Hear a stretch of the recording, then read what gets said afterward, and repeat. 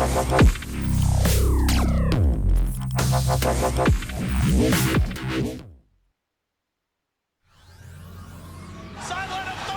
Lakewood's doing it! They're gonna take it! He's gonna bring down Birdie! Alone with a double kill! Dropping fast! Monopoint's there! He's still alive! Wait, seconds left! He's going one time! He's going a second! He's taking it! Oh my God! On three! They're all dead!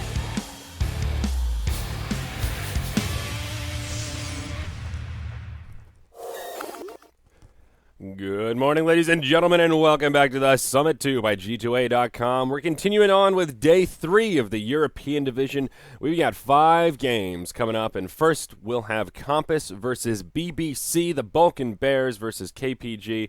I'm Zayori, joined once again by Blaze. Blaze, buddy, how you feeling today? Feeling really good, man. Got to cast some Chinese Dota earlier. Had some really cool games there, and looking forward to see what the Western scene provides here. Maybe the Compass Gaming versus BBC matchup isn't what a lot of the viewers are looking for, but I still expect a lot out of it. These two teams, obviously, this is probably going to be, for either side, their easiest matchup against compared to what they're up against otherwise. So I think it's an important one for both to win, and of course, if later on we'll have some amazing matches with some really all-star teams. So looking forward to that as well. Yeah, we'll have 2 games of Team Tinker and games 2 and 3. Then we'll have a little Fnatic action, and then our final game of the day will be KPG versus M5. So, indeed, my friend, plenty to look forward to. Now, Weeha, the big standout player on BBC, he's been the talk of the town recently, and, well, he's going to have a couple of his signature heroes banned out here, the Meepo, and, well, he played a Lifestealer yesterday to little avail. Didn't work out quite so well, but his Invoker is still in the pool and could be an option. But Centaur Skyrat, the opener for BBC, and Compass Gaming will grab Death Prophet alongside the Ancient Apparition. Yeah, and Weeha also ran Lifesteal a lot in their qualifier run. So Compass Gaming doing their research, knowing the hero that they want to take out, and specifically targeting bans. I mean, this is like Admiral Bulldog style. They say just don't let this guy get what he wants, and we can deal with the rest, meta or not. So as far as metagame goes, we do have Death Prophet, Ancient Apparition, pretty relevant to this one, obviously. And just securing those kills is going to be the big deal. You get kills, you get that rubber band effect if you're playing from behind, and of course Death Prophet is a great hero to play from ahead as well, because she is the one that's going to be able to siege the base. She's going to be able to break through, and it's going to be on the Centaur Warrunner to play reactively. He's going to be the one to try to stampede away from the Exorcism when they don't want to go up against that, and then he's going to be the one to also jump in on the Death Prophet to try to bring her down quick when they do want to just negate her presence entirely. But following through with the Razor pick here, pretty good all-around lineup. I mean, there's no like incredible strengths from anything, just good mobility, good kill potential, and I do like the fact that the Vampiric Aura helps Razor a ton in his right-click sustainability. Yeah, a pretty 6.81 oriented draft, it seems here. All these heroes strong in the last patch, and hell, still pretty strong in this one. Could be a potential Invoker last pick still. You could safe lane that Razor and throw Weeha mid, invoking up some spells, so still a possibility. Compass Gaming, they're kind of in a similar situation where they got a nice aggressive support duo. They've got some good pushing with the Death Prophet, and now they could really use an initiator, maybe somebody in the off lane like the Tide Hunter, like a Clockwork, something like that. And of course, they'll still need their position 1. Yeah, so I'm not sure exactly what they want to go with. Vengeful Spirit can enhance the damage of a lot of heroes. Specifically the Death Prophet right now, the Wave of Terror will help the Exorcism a lot, but you can also pump up the right clicks a little bit. So some kind of pseudo-push-oriented hero, maybe not a Weaver, because obviously the Skywrath has the silence to counteract him a little bit there, but I still like the fact that not only the Vengeance Aura helps out his Geminate, but the Chilling Touch. So it's something to consider if you are quick on the draw for things like Manta and BKB against Sky. Otherwise, yeah, I mean, just any hero that can take down the tier 1 relatively early. The Lycan's still in the pool, not as prevalent as he used to be, but still works pretty well in the kind of draft that we're looking at here, and he can keep pace with heroes that are running with the Stampede. So it's an option. Really, anything that'll look to bring down the tier 1 early on top lane is going to work well for them. Yeah, definitely, and it could be the makings of a potential aggro tri-lane. Vengeful Spirit, Ancient Apparition, a pretty good support duo on that front. Venge is limited by her shorter range, but, well, there's the Nature's Prophet, so they'll have a pusher for their off-laner. And, I don't know, something like Luna could be interesting for Compass Gaming to go in that safe lane with AA and Vengeful Spirit. Some pretty crazy kill potential, and with the 2 auras, you could knock down that tower pretty quickly up against that Centaur. So it depends on what route Compass Gaming want to take, but still a lot of carries that could fit the bill. BBC, though, they know one they don't want to play against, and it's the Spectre.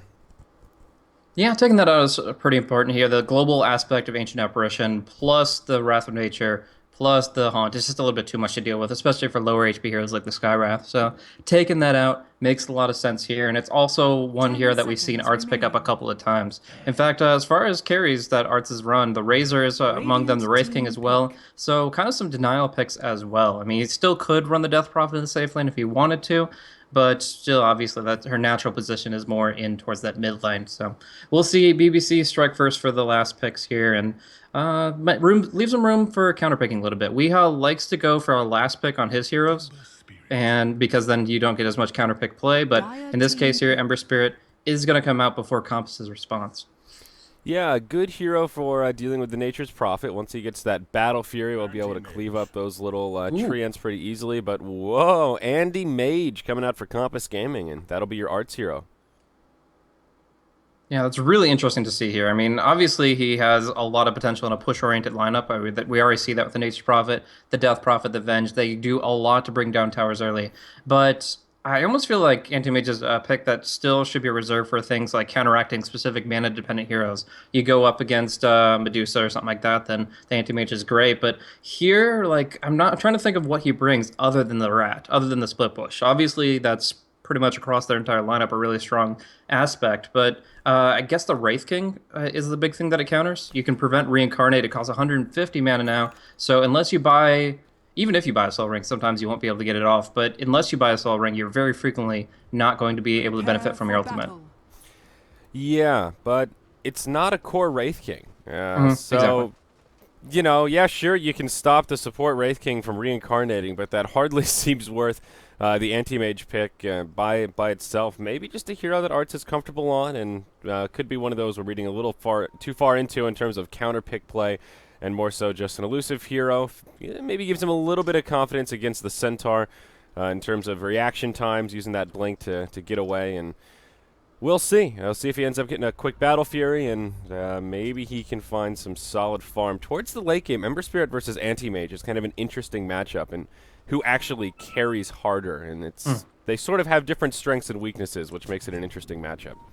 Yeah, I think one big aspect is the Ember Spirit has very good defensively. Like, the Anti-Mage is going to be better to split push and to across the map do more impactfully. But if the Ember Spirit is playing on defense, all they have to do is just turtle up, use the cleave to their effect to kill off the illusions and the treants and so on, and eventually they're going to be in a position where they force Compass Gaming to take an actual fight. And honestly, Anti-Mage isn't the strongest there. Maybe if Skywrath gets big and he has a lot of mana to burn to drop that big Void Bomb on him, that could be huge. But at least for now, we're going to see actually a lot of damage on Padrino. Padrino in big trouble. Will get off a hoof stomp, but the Chilling Touch has already come out. A few more auto attacks will bring him down as Arts blinks forward. This could very well be your first blood on the Anti-Mage. He'll chase him down, has the movement speed advantage, and Arts walks away with a huge amount of bonus gold on the position 1 for the Dire side. And Padrino just caught in kind of an awkward position. Hoof stomp not going to be enough to keep the Centaur alive.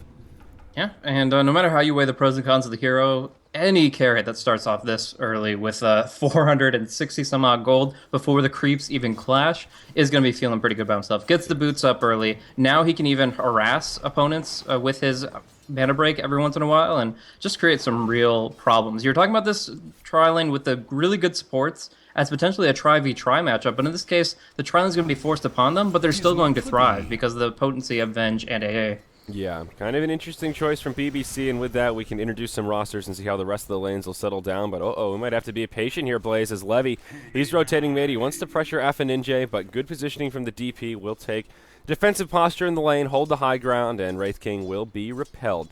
So, Radiant side, it's BBC, the Bulkin Bears. Weehaw will be bottom on the Ember Spirit, but God, up top, there it is. Padrino gets initiated on, whiffs the hoof stomp, and now Arts going back in. One more auto attack to bring him down, and Arts doesn't go for it. The salve will come off, but Centaur, one hit from death once more in the top lane.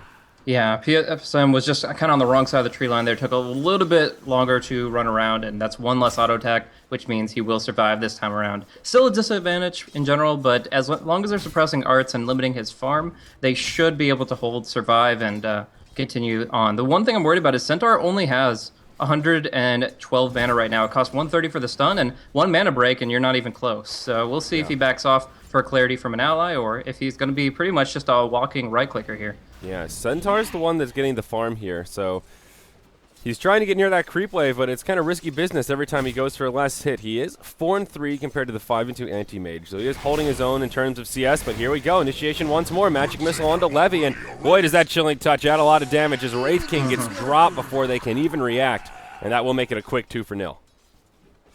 Yep. So right now, Arts, I mean, you want to suppress him in farm, but as long as he's getting assists, I mean, he's perfectly fine with that. So getting the gold AoE bounty from the support death, and they're actually going to make the rotation. They say, okay, well, we've given up too many kills. This aggressive tri-lane has essentially failed, and now the Centaur kind of shifts into this suicide role where he's just going to try to get experience, survive as best he can, because there is no kill potential against this anti-mage anymore, and Arts knows it. He goes in with the mana break and just gets 3 or 4 right-clicks in immediately to eliminate any chance of getting a stun off anytime soon. Yeah. I think the thought process for BBC was to try to secure the farm for the Blink Dagger on the Centaur and just get a good tempo controller in the mid-game so that these pushing heroes can't get out of control and knock down towers like crazy. I think the general thought process is good, but unfortunately here it's backfired, and they'll rotate bottom to, quote, secure farm for Weehaw, but he's doing okay by himself. Up against Nature's Prophet, he doesn't struggle all too much, and he's doing fine in farm. He's sitting 10-3 compared to the 9-2 Gorak. The big advantage of having the supports here is now they can zone out Gorak, so he won't be finding much in the way of farm past what he's already gotten. And oh god, they dive the Centaur again up top, and Pedrino seems to be on the feed train here, and this is not a good start for old Big Brad. Yeah, Centaur's not a hero that can rebound in the jungle or anything like that. Like, he has to be committed to keep going to this top lane, but in the end, they're just getting kills left and right. Whenever he is in Magic Missile range, which he honestly shouldn't be. I mean, it's 295 MS on the Venge versus 350 on the Centaur. You shouldn't be hit by a Magic Missile, but if you are, then you're going down, and they're just kind of securing that time and time again. Now, Ring of Health is up on Arts. They rotate Gorak with the Treants, and they're going to look to bring this tower down here and now. Yeah, Anti-Mage cuts the creep wave, and now these little mushroom truffle things. These are weird-looking treants. Never seen these before. But they've already used their glyph, and this tower will definitely fall before the first 5 minutes. And KPG, with the more momentum-based lineup, I guess you could say, with the pushing heroes, will be successful, at least in the laning phase, as they take a 4-minute tower. Now in the mid, F and Ninja could be in some trouble as the Wraith King rotates over, has a haste rune on. F and Ninja looking down for the rune, won't find it. Levy gets a couple of right clicks in, connects with the stun. Plasma Field does some damage from the low ground, but Razor can't really get in position to help out his buddy Wraith King with this kill. He will dive the tower, however, and now has another Wraithfire Blast, create some space for Razor to get here. Hockey will start draining a little bit of damage, but Levy will die for it. It's a 1-for-1, and Razor will end up cleaning up the Death Prophet. Meanwhile, in the top lane, once more, rinse and repeat. Centaur gets picked again, and it is Arts that gets credit for that one. Yeah, there's like nothing you can do in that situation. Now, like, he is just too slow. He can't even hide under his tier 2, for goodness sake. And when you're committing the Wraith King to dive, you know that he's not going to be TPing to rotate, so he can go as deep as you want. Vanguard coming out for Anti-Mage here, and a lot of people will question this pickup, say, okay, yeah, I know you got a fast Ring of Health, but why don't you just go for the Battle Fury? Why don't you just go for the farm? And it's because he doesn't have to. Like, he doesn't have to farm against an Ember Spirit and a Razor when you can just end the game in 15 minutes. Anti-Mage is still here that can peak really early if he goes for a mana break-oriented build, and he has all the durability in the world now. He doesn't die to spells, just one value point in Spell Shield, and he's not going to die to right clicks, and he has this Vanguard at 5 minutes in the game. Like, he is an immortal Anti-Mage, can farm wherever he wants, can push wherever he wants, and they can honestly look to end this game within 15 minutes. Yeah, and now he'll go back in on the Petrino, draining a little bit of mana, but Razor and Levy have rotated over, and it's actually a 4-hero rotation from BBC just to repel the forces from the area of their secret shop. They weren't even really pushing that hard. They were just kind of lingering nearby, considering their options and looking for the opening to perhaps jump on the Centaur once more. So the Centaur from BBC will be successful in that it repels them from their side of the map, but they don't really get anything out of it. Yeah, just to compliment what you said about that Vanguard, it's kind of all about the timing. If you can get it at the 5-minute mark, that is an absurd timing for a Vanguard. And now that amount of damage it blocks is just absurd. You use the word immortal, and I think that is really not an exaggeration for the state of Anti-Mage so far in this game. Yeah, I mean, you look at it, and Skywrath Mage should be able to find gank opportunities on him. You get the silence, you try to go for the kill. But right now, Skywrath Mage hits him for less than 15 damage when the block occurs, which is going to be like 80% of the time. It's a little bit less because of how PRD works with the numbers, but still a vast majority of the time he's going to be blocking those right clicks, and it is just going to be bad. But we do see a little bit of a comeback swing. Weehaw will go for the dive using his Remnants to effect, and he will be able to burn down the Nature's Prophet. Yeah, now Weehaw is finding really good farm down in the bottom lane. Anti-Mage has spent so much time killing heroes that he hasn't been farming quite as hard and is down by between 5 to 10 CS, depending on where Weehaw is. He'll be able to fire Remnant right back to the bottom lane and go back to farming here. Now in that kill, net worth looking okay for him. Not surpassing the Death Prophet or the Anti-Mage quite yet, but still holding his own. Nature's Prophet does have brown boots and going for the durability build. Has a couple null tallies and the Orb of Venom for some additional harassment. And he's doing all right. He'll soon be level 6. How's DP looking? Ninja level 7 and appears to be holding that ultimate until level 8. Has the maxed out Witchcraft. And that's the time when Death Prophet will start to come online a little bit and start moving around and maybe look to chip away at some of these towers. Yeah, I think that's the timing that they need, is to get the Death Prophet to level 8 and then just start gunning down tier 1s. Restrict the space for Ember Spirit to farm and make use of that Vanguard. Because it's a kind of a double-edged sword. Picking up the Vanguard here is essentially you are committed to pushing. You are committed to ending this game earlier because the alternative, the Battle Fury, would have obviously extended your mid to late game potential. Gorak, gonna face Levy a little bit, but I don't think there's much kill potential here. But yeah, essentially with the Vanguard picked up, they know they can't kill the Anti-Mage, so they say, okay, we just won't kill the Anti-Mage. They let him farm slowly because he doesn't have the Battle Fury, and they just try to outpace him as far as spreading the map and getting more gold across the board. It's kind of like going an early Vanguard on Spectre, where it sort of commits you to fighting. If you go Vanguard, then it ends up being a passive farm fest, and you go for your Radiance anyway. It's a little bit of a wasted item, because you could have just had your farming tool that much more quickly, but here in the mid lane, Haki, he'll get jumped on. It's a 4-hero rotation from KPG, and boy, that Razor feeling the hate right now as Solitude TP's in, as will Weehaw, but the Ember Spirit flies forward, finishes off the Nature's Prophet, and Death Prophet will commit for the Skywrath off on the other side of the fight. Exorcism still flying through with about half duration and laying into the Centaur, who is trying to man up a bit. Arts will TP in, ready to fight. He is level 7 with 3 points in the mana break, and now has his Power Treads and a Basilius, so they are ready to push. With the Venge Aura almost maxed out, sitting at level 3, they just go right on the tower. Yeah, and I like how Arts is intentionally tanking like 4 or 5 tower shots just because he blocks the damage. It does nothing to him. He'll heal it right back up, and they're going to take this tier 1, but first they want Petrino. Yep, off to the side, Petrino will be okay, but from the back, Weehaw comes in, jumps on, got him, but now the rest of KPG will lock him in place. Out comes the Sprout, nowhere for him to go. The tower will bring him down. Not worth the overcommitment for just a Vengeful Spirit. And the tower did end up falling. Nature's Prophet got the last hit. Now Arts goes in on the Haki. Will he have enough to bring him down? Does have a mana void, but won't be able to burn enough mana to make it worth his while. So sort of an interesting hold from BBC. Weehaw did get a couple kills before getting picked off, but KPG still ultimately got what they came for and further their net worth lead here. Yeah, and this is the position that you won't see your typical anti-mage. Just jumping in, 4-man Dota with him. That usually is space creation across the map. Looks like that was an Ice Blast snipe. Yeah, at the fountain. Oh my gosh, just trying to get home, just trying to find something to get yourself back into the game. But in the end, Agoric gets a regen rune. They're going to look at Roche, and I think the medallion, no, the medallion's not up on the quarry yet, so it will be a little gradual, but they just can't catch a break. Yeah, certainly not. Even in the mid lane, the Ember Spirit catches the Anti-Mage in chains, does all the damage that he can, but Art's just a little too tanky for him, and we'll be able to blink to safety and sip up a bottle as he gets some extra hit points. So they do indeed go in onto Roche, the minus armor from Venge, making this a little bit easier. BBC, they seem pretty suspicious. Ember Spirit is lingering around the pit. They see Ninja. He does have his ultimate coming up in about 5 seconds. Stampede in from the Centaur, but they'll go on him right away. PSM, almost the target of choice. They lose the Centaur to get this fight started. Ancient Apparition goes down. Art standing his ground. There's your Mana Void, and it will take out the Razor. Now they lose their Wraith King once more. Weehaw on the run. Exorcism trying to chase him down. He does have phase boots up, so he is rather elusive. Moves into the tree line, but Ninja will find him, secures the kill. Skywrath Mage, the only one that survives. He does TP back to the base, but it's a 4-for-1. KPG will be happy to trade their Ancient Apparition for that fight, and now they will secure the first Roche of the game. That's a 1,700 net worth change in favor of the Dire Blaze.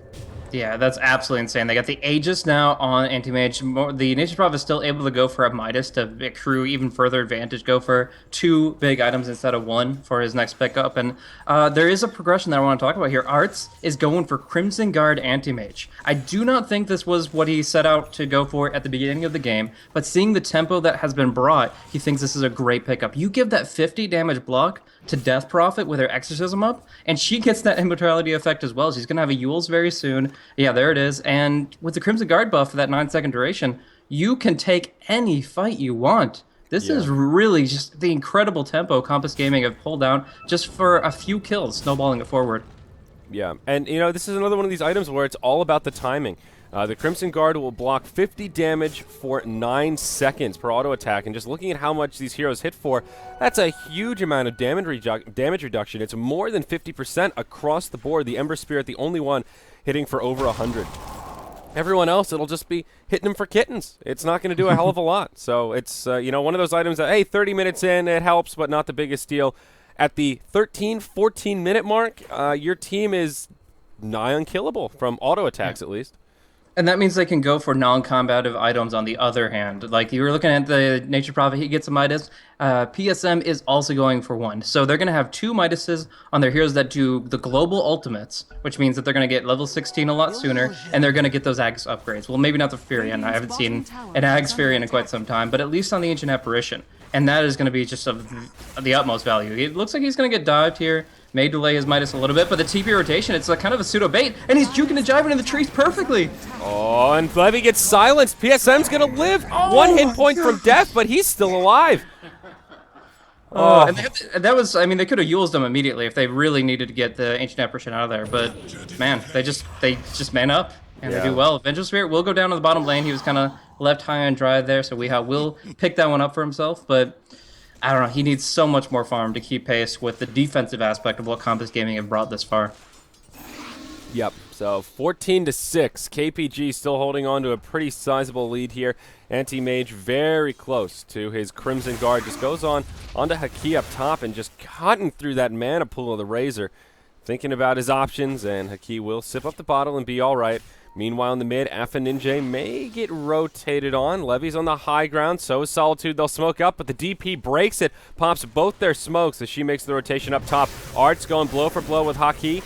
And Gorak, he's already come in to help him out. Ice Blast flies through, finishes off the Razor. They will lose the Anti-Mage, but hey, he's got the Aegis of the Immortal. Gorak does get finished off. Yules to stop the Ember Spirit, dead in his tracks, so Anti-Mage can bring him down, but he'll take a silence from Solitude, and that will ensure the survival of the Ember Spirit. Now a stun into the Mystic Flare, but Anti-Mage, he's got at least that value point in Spell Shield, and it won't really bring him that low. Ember Spirit got out with like 20 HP there, was able to activate Fire Remnant to the bottom lane just in the nick of time. And man, if they had lost the Ember there, I feel that would have been like the beginning of the end. Like once you lose that much momentum on your carry and give it over to the opposing carry, there's not much you can do to come back from it. But he survives. They still cling to his hope of building up this. There's 2 options, obviously. The Shadow Blade is extremely uncommon, but still kind of effective if you use it right with the Sleight of Fist. Otherwise, the Battle Fury is the item of choice, and that can still do a lot of work. Yeah, now in the bottom lane, KPG move into the Tier 1 tower. Glyph comes out, but they'll be able to bring it down uncontested. BBC not in a great spot to really do much in the way of slowing down that push. The Ember Spirit, as you mentioned, moving into the Battle Fury, I think, with that Claymore first, but you never know. Phase Boots drum already picked up, so still a nice well-rounded build. There's your Crimson Guard delivered, and PSM bumps right into Weehaw, and he will end up going down. There's a Fire Remnant down, so the Ember can just hop back to safety, and does find a little bit of a freebie. In the mid lane, Art's going blow for blow with Padrino, but down bottom, it'll be a double damage Death Prophet who's already exercised this Tier 2 tower. There's your Glyph straight away. Silence on 2. 2 TPs coming in. Levy taking a lot of damage, but will be able to survive the onslaught. Now Anti-Mage also rotating back down. Haki in the front lines. Plasma Field kind of off the mark as Art's coming around the backside. He's just going right into this fight. Silence on 2 once more. He's stuck inside of the Sprout. Anti-Mage hops inside with him, and they'll just click him to death. Death Prophet finishes off the Tier 2 tower. Ember Spirit lives, but high and dry is Solitude. Yep, don't even need the Ice Blast for that one. They just cleaned it up, no problem at all. They're getting so much momentum with that Tier 2 finisher. They will have to wait a little bit longer for the Exorcism to come back into play, but Afro Ninja walks away with 3,000 gold. Like, he can just buy a Reaver very shortly. He's going to sell an item, pick up the Vit Booster? I don't know why, if you had the gold for it, you wouldn't just go for the full thing. But, oh, he's going casual. He goes casual plate build, casual Vit booster. This gives him options to build up towards whatever he needs. Shiva's Guard might be the option, and the Vit booster might just be that little bit of extra HP to work with there. Yeah, and this gives him a lot of effective EHP right now. I think part of it recognizing that Ember Spirit is their big damage dealer, and he's doing a lot of physical output, so wants to get some armor so that Sleight of Fist doesn't hurt nearly as much, and so when he's chasing her down, clicking away with those fiery swords, she may actually have a chance to survive. Anti-Mage and Illusion Rune will try to bait with it. And look at Levy. He's so scared of this thing. And it's just an illusion. They'll use the Static Link, and they still haven't figured it out. They haven't hit it yet. Maybe they've realized some of the damage that he's not hitting so hard. But we'll distract them a fair bit at least with these two illusions as the other one comes in. Cheeky little Anti-Mage as KPG group up towards the top lane, and they just want to keep this tower momentum. They'll move into this Tier 2 tower, and they'll go in onto Weehai. Takes a Silence and a Yules, but will fire Remnant to safety. Out comes the ultimate from the Centaur. Really to little avail. Haki still may go down, getting clicked pretty hard, barely makes it to survival. Levy falls, he'll have the reincarnation, so he's coming right back up, Searing Chains on one, but the swap straight away. They really want this Wraith King, and they will find him. Art stunned up, caught inside of a Mystic Flare, just barely survives. Ice Blast flying through, hoping to catch someone, and well, it will clip the Ember Spirit as well as the Skywrath Mage. They end up picking up a 3-0. Some low health heroes on the side of KPG, but they keep them all alive. One TP gets canceled, second TP gets canceled, and now this Tier 2 tower falls. So even a little bit of extra gold coming out here, Blaze, as they waste a few TPs. Yeah, I mean, you got to be on tilt when you're up against this. You're like, oh, Anti-Mage Charm again. Let's do this. Okay, let's spread them out. Oh my gosh, what's happening? This is 17 minutes in, and we're losing our Tier 3. You just got to be in panic mode. Like, they really are clearly on tilt, but who wouldn't be in this situation? It's something that you never expected coming out of the draft, and it just shows the versatility of Compass Gaming to find these opportunities. You know why they're actually upsetting these Tier 1 teams is because they find these openings to do things a little differently. Just catch the opponent off guard, make them think you're doing one thing, and show them the right hook. But yeah, we'll see Ember Spirit look to pursue onto the Death Prophet. She does have the Invis Rune now bottled up, but also has that Yules. We'll see what she does next. Just dodging out, trying to dodge a Magic Missile, will not be successful, and he's actually going to pursue onto Gotham. Yeah, meanwhile on the other side, Ninja does get finished off. The Mystic Flare does a lot of damage, and they get a cleanup kill onto the Vengeful Spirit. So that ends the monster kill streak of the Death Prophet. And looking at the recap, wowza, 2,500 net worth going to BBC. Some of that rubber band coming into effect there is the Wraith King, actually the big breadwinner, making about 1,000 gold off that. But really just pennies compared to the huge net worth that KPG have picked up. 14,000 gold lead before that little skirmish, so that'll make a dent, but they still have a long way to go before this game is looking a bit more leveled out. Yeah, Death Prophet was definitely the highest net worth there. The amount of last hits she's gone on towers and so forth has fueled her momentum. But taking her down a notch, at least the Wraith King will get something. Curious if he does go for the Soul Ring here just to try to get more Reincarnates out. Obviously, you want to put your gold towards something useful, maybe a Blink Dagger, but when your back's against the wall in your base, it might not be the most contributional effect. For those that don't know, Soul Ring, if he uses it, if he's down and has almost no mana, and then he uses it, he will get 150 mana, but he has the Magic Wand on top of that, and also his Killing Blow cannot be from the Anti-Mage. If the Anti-Mage right-clicks him, the Mana Break takes effect first, and he still loses enough mana to not reincarnate. Yeah, important mechanics to note for sure. PSM has his Midas up and just working on that Aghanim Scepter. Point booster and only 2,300 gold to go before he has that big Ags upgrade to make that snowball hurt so much more. Anti-Mage now moving into his core Manta style, has the Yasha and a little bit of gold to spare. It'll be a little while before he gets that ultimate orb, but still on his way. Pings out in this general direction. Levy's actually pinging them out. And Skirmish very well could break out here in the Radiant jungle. Gorek is kind of ratting in the bottom lane, or at least trying to. Has himself the Maelstrom to go with his 2 null tallies. So pushing into the Tier 3, but Weeha as well as Padrino will come to the defense. Meanwhile in the top lane, Haki will get initiated on Gorek. TP's up towards the top lane, has the Sprout. Courier flying through, he will be able to live.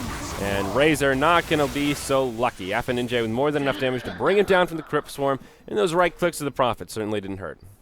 Yeah, I don't know what you do at this point. I mean, when you have the 40 increased attack speed slow from the Shiva's Guard on top of the Crimson Guard that you're going up against, you just get nothing. Levy's going to go down here pretty quickly, but he will be stampeded out. Mystic Flare kind of wasted, though, on Arts once again. Yeah, off to the side. Another fight breaking out as Pedrino gets stuck inside of the Sprout. That'll be enough to bring him down. And in the main fight, the Wraith King and the Skywrath get brought down by the Anti-Mage and the Prophet, respectively. Weehaw trying to do everything he can to delay this push, but Razor was picked off before the fight even started. Their glyph just cooling down. They won't use it for the tier 2, but they are out of outer towers, baby. And KPG, maybe not quite death push here, but this will be crippling damage. Glyph comes out. They've still got a little bit of time on the Death Prophet ulti to lay into this tower, and they'll just rotate up top where the racks are exposed, and they can go at it. Haki gets stuck inside of the Sprout next to the Anti-Mage, never where you want to be. They'll find the kill there, and now Weehawk pressing forward again, doing as much as he can.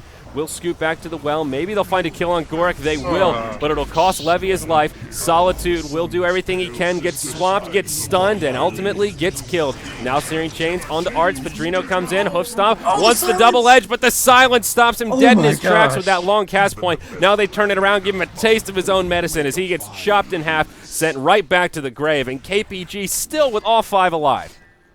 Just absolutely insane. They don't get the racks that they came for, but they do force the buyback there. Nature's Prophet actually is the one to buy back, but obviously the Wraith King as well. I think that the timing now is just go for Roche. Gorex already makes his way there, can drop some Treants in the pit, and that'll be the next Aegis. It doesn't matter really who you put it on. As long as it's a core hero, they're going to be able to make a huge use of it in the base. Yeah. So you're right. Gorik did die there in buyback, but still another huge exchange. 20,000 gold, now about 12,000 experience in the Dire's favor. Aegis, I think you could still give it to the Anti-Mage. He's still their front liner, hopping in and being kind of a bully. So he still seems to make the most sense. He does have his ultimate orb and farming the bottom wave while they move into the Roche pit, just trying to get enough gold to finish up his Manta style. And with the Roche going down, that should be enough just to push him over the edge. Aegis will hang out in the pit for a little while longer. Looks like they will indeed save it for Arts. And now an Aegis of the Immortal and a Manta style. Yeah, he's a lot scarier than he was in that last little skirmish there. Most definitely. This is 3 a.m. This is, I've finished farming, and I haven't even stepped out of the lane to do so. Like, he only has a CS count of 97, which is extremely low for an anti-mage, but he's in a commanding position in this game. The Manta style's coming out, the mana burn's going to be real, and this Mana Void is going to just take somebody from 50% to nothing in 3 seconds. They go for the quick right clicks. They don't have that much mana to work with right now, but they also don't have that much HP.